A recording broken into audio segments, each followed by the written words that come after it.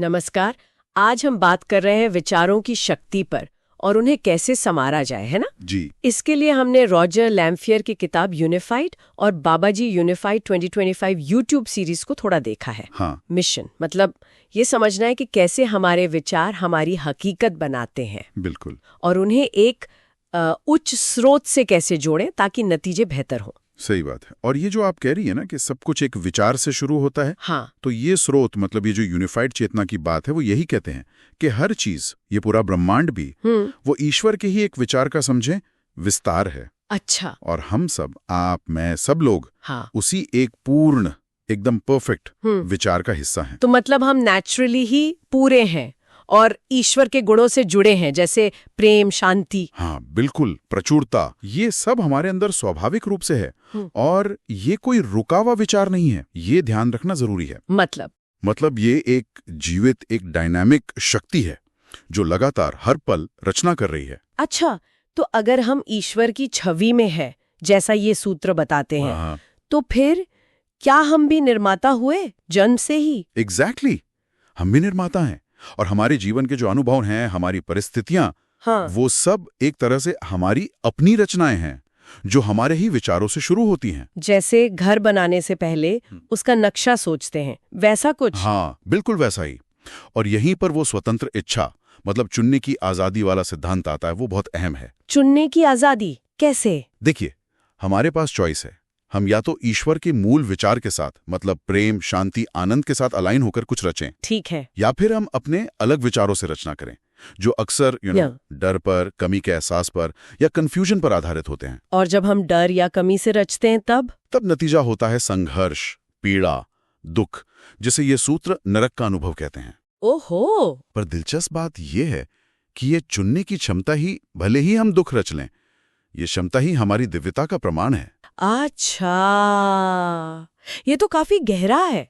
इसका मतलब ये हुआ कि अगर किसी की जिंदगी में लगातार पैसों की तंगी है या अकेलापन है या कोई बीमारी, तो ये बाहरी चीजें नहीं बल्कि उनके अंदर के विचारों का प्रतिबिंब हो सकती हैं। काफी हद तक। शायद अवचेतन में, सबकॉन्शियस में कहीं कमी या डर का कोई विचार बैठा हो। हाँ, सूत्र तो यही इशारा करते हैं। वो कहते हैं कि बाहरी परिस्थितियां अक्सर हमारे गहरे, शायद अनजाने विचारों का ही आईना होती हैं। और देखिए, इच्छा तो हम सब में है, खुशी की, शांति की, प्रेम की, ये तो स्वाभाविक है, अंदर से आती है। सही बात है। पर हमारे अपने ही कुछ विरोधाभासी विचार हमें उनसे दूर रख सकते हैं। तो यहाँ सबसे जरूरी बात क्या है? क्या हम इन विचारों को बदल सकते हैं? क्या ये मुमकिन है? बिल्कुल। और यही तो इन स्रोतों का सेंट्रल मैसेज है कि हम अपने विचारों को बदलकर अपनी वास्तविकता बदल सकते हैं। वाह। और इसके लिए एक अभ्यास भी सुझाया गया है इस हफ्ते के लिए। अच्छा, क्या है वो? अपने उच्च स्वर से पूछना, जिसे हम अपना इंट्यूशन कह लें या अंदर की आवाज। ठीक है। उससे पूछना कि वो कौन से गलत या कह लें त्रुटिपूर्ण विचार हैं जो ये अनचाहे अनुभव पैदा कर रहे हैं। फिर उन विचारों को बस लिख लेना है, बिना किसी जजमेंट के कि ये अच्छा है, ये बुरा है, कुछ नहीं। सिर्फ पहचानना है। हाँ, पहला कदम सिर्फ पहचान है। और इसके साथ साथ वो क्षमा का अभ्यास। हाँ, वो तो जरूरी है। और अपने अनुभवों की पूरी जिम्मेदारी लेना, ये जारी रखना है। तो ये जिम्मेदारी वाली बात, ये बहुत बड़ी है।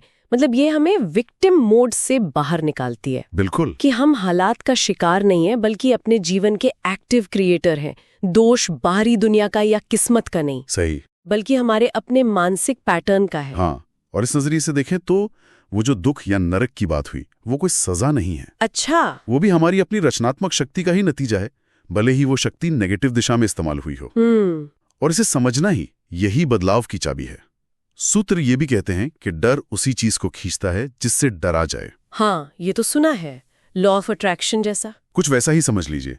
इसलिए ध्यान इस पर लगाना ज्यादा जरूरी है कि हम चाहते क्या हैं, सेहत, पैसा, प्यार, बजाय इसके कि हम क्या नहीं चाहते। एग्जैक्टली। फोकस पॉजिटिव पर। तो संक्षेप में कहें तो हमारे विचार सचमुच लिटरली हमारी दुनिया बनाते हैं। हाँ।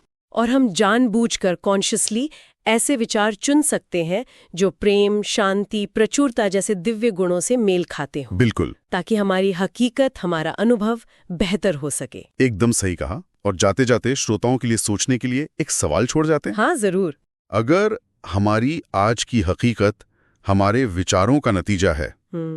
तो आज हम ऐसा कौन सा एक विचार बदलना शुरू कर सकते हैं जिससे हमारे अनुभव में ईश्वर के वो गुण जैसे शांति या प्रेम ज्यादा झलकें?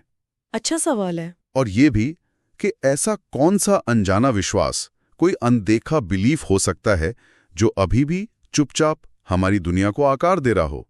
सोचने वाली बात।